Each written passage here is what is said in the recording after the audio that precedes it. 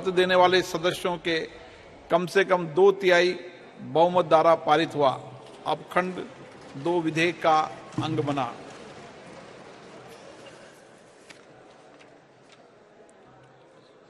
श्री आलोक कुमार सुमन, क्या आप संशोधन संख्या 8 प्रस्तुत करेंगे?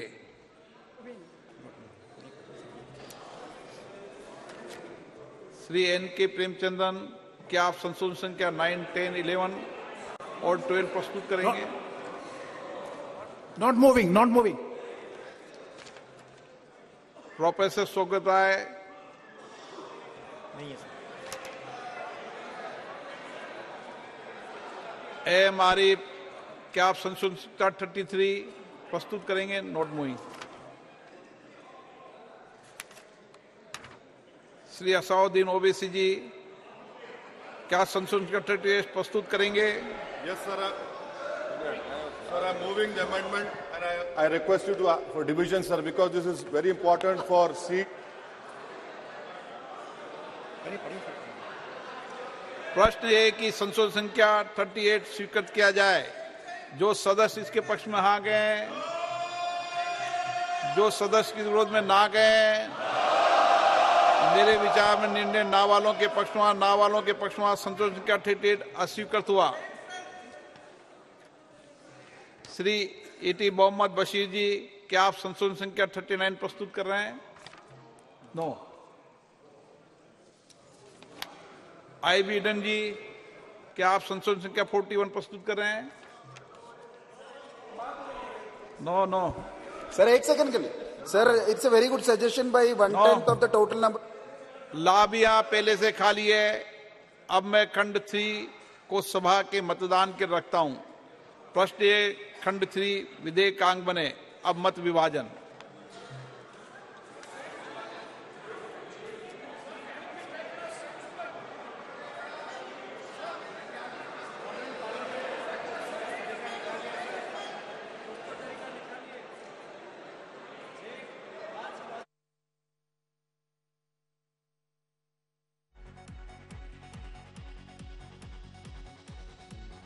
लोकसभा के भीतर कुछ प्रक्रिया है जिसका निर्वहन इस वक्त किया जा रहा है, आप देख रहे हैं। लेकिन फाइनल आंकड़ा आ चुका है। महिला आरक्षण बिल पास हो चुका है। पक्ष में 454 लोगों ने मतदान किया है। खिलाफत सिर्फ 2 लोगों की ओर से की गई है। यकीनन भारतीय जनता पार्टी के 303 सांसद जो 2019 में चुनकर आए थे, कांग्रेस पार्टी के 52 सांसद, वहीं ममता बनर्जी की पार्टी की ओर से भी समर्थन किया गया है, जिनके कुल 24 सांसद हैं। 22 जीते थे, 2 बाद में उपचुनाव में जीतकर यहां पर शामिल होते हैं। 3 अगर बात करें समाजवादी पार्टी की, 10 लोकसभा के सांसद आ जाते हैं। यहां पर बीएसपी की ओर से अलग अलग कश्मीर से लेकर कन्याकुमारी तक के अलग अलग दलों की ओर से लगातार यहां पर अपनी बात रखी गई। लेकिन सबसे बड़ा आंकड़ा 2/3 बहुमत के साथ महिला आरक्षण विधेयक पास हो चुका है। पक्ष में 454 लोगों ने मतदान किया है और विपक्ष में सिर्फ 2 लोग। ये 2 लोग कौन हैं, इनका बेसब्री से इंतजार किया जा रहा है। लेकिन यकीनन आज का दिन महिलाओं के सशक्तिकरण के लिए बहुत बड़ा दिन है, क्योंकि कई बार इस दिशा में कोशिशें की गई लेकिन कामयाबी नहीं मिल पाई। अलग अलग दलों की सरकार होने के कारण भी आपको बताते चले, डर की वजह से, चूंकि 2010 में राज्यसभा से तो कांग्रेस पार्टी इसको पारित कराने में कामयाब रहती है, लेकिन लोकसभा के भीतर लेकर असमंजस की जब स्थिति बनी रहती है, इस वजह से उसको बैक होना पड़ता है। और आज सोचिए, आज के दिन यकीनन बीजेपी की यह सरकार है, उनके पास बहुमत पहले से था, लेकिन बाकी दलों को भी कैसे साधा जाए उसको लेकर आज आगे यहां पर बढ़ती हुई पार्टियां नजर आई हैं। अंजना और हमारे साथ हिमांशु लगातार जुड़े हुए हैं। अंजना, अब यहां पर असदुद्दीन ओवैसी का बड़ा दिलचस्प रोल देखने को मिल रहा है। उनके 2 सांसद हैं, एक वो खुद और दूसरे औरंगाबाद से, लेकिन अपनी बातें पुरजोर तरीके से यहां पर कहते हुए और कुछ पर तो संशोधन तक की मांग कर डाली, वोट डिवीजन तक की मांग कर डाली गई है उनकी ओर से।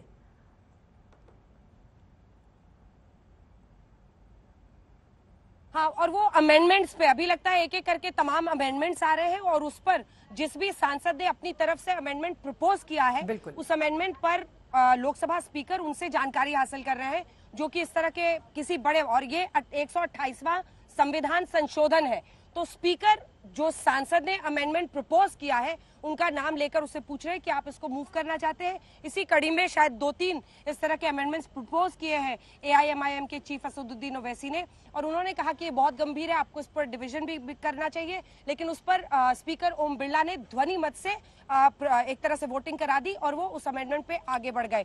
जो जानकारी हिमांशु भी दे रहे हैं, अभी तमाम अमेंडमेंट्स आए हैं जिनको लेकर वोटिंग हो रही है, जिसमें दोनों ही तरफ के जो लोग हैं, हालांकि हम दिखा रहे हैं कि महिला आरक्षण बिल को लेकर ये निर्णायक फैसला आ गया है, लेकिन मुझे लगता है थोड़ा सा इंतजार करना होगा कि जो तमाम अमेंडमेंट्स है उन पर पहले वोटिंग हो रही है, जो तमाम सांसदों ने प्रपोज किया है। लेकिन देखिए, आपने ओवैसी की भूमिका की बात की, मुस्लिम कार्ड खेल रहे, वो सबके अपने अपने कार्ड है, क्षेत्रीय दलों के पास अपना जाति का कार्ड है, कांग्रेस पार्टी भी वो कार्ड खेल रही है, ओबीसी का कार्ड। आप 2010 में बिल लेकर आते हैं, आप ओबीसी का प्रावधान नहीं करते, लेकिन जब 2023 में आता है बिल तो आप कहते हैं कि SC ST के अलावा ओबीसी को भी शामिल कीजिए। असदुद्दीन ओवैसी की अपनी पॉलिटिक्स है, तो वो मुस्लिम महिलाओं के लिए वो अलग आरक्षण की मांग कर रहे हैं।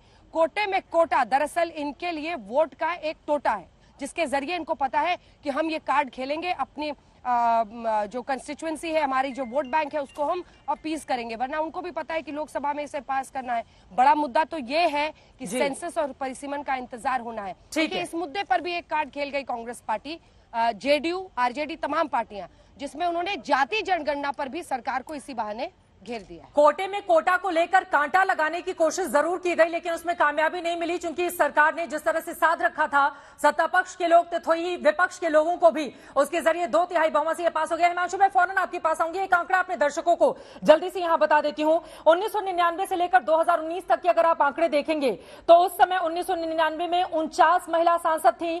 वोटिंग उनकी ओर से जो की गई थी उस समय अलग अलग महिलाओं की ओर से देश भर में वो 55% की थी। तब महिलाएं कम निकलती थी घर से बाहर और कम वोट करती थी, और कुल महिला प्रत्याशी 284 उतारी गई थी अलग अलग दलों की ओर से, लेकिन टोटल में इनकी संख्या सिर्फ 284, जो ऊंट के मुंह में जीरा आप कह सकते हैं। लेकिन उसके बाद यह आंकड़ा बढ़ता है, 2004 में थोड़ा बढ़ता है, जब 2004 में हालांकि महिला सांसदों की संख्या घट गई थी, सिर्फ 45 थी, लेकिन उसके बाद 2009 में 59 हो जाती है, 2014 में 61 महिला सांसद जीत कर आती हैं, और 2019 में 78 महिला सांसद। इन तमाम चुनावों को आप देखेंगे तो यहां पर कमाल किया था, जब 78 महिला सांसद देश के अलग अलग हिस्सों से चुनकर लोकसभा पहुंची थी। लेकिन सबसे ज्यादा दिलचस्प यह है कि अगर इन 5-6 चुनावों को आप देखेंगे तो सबसे ज्यादा हिमांशु जो मतदान प्रतिशत रहा है वो रहा है साल 2019 का। 2014 में 65% महिलाओं ने वोट डाला था, 2019 में 66.9% महिलाओं ने वोट डाला था, और यही ताकत आज दिखाई दे रही है लोकसभा के भीतर। हिमांशु,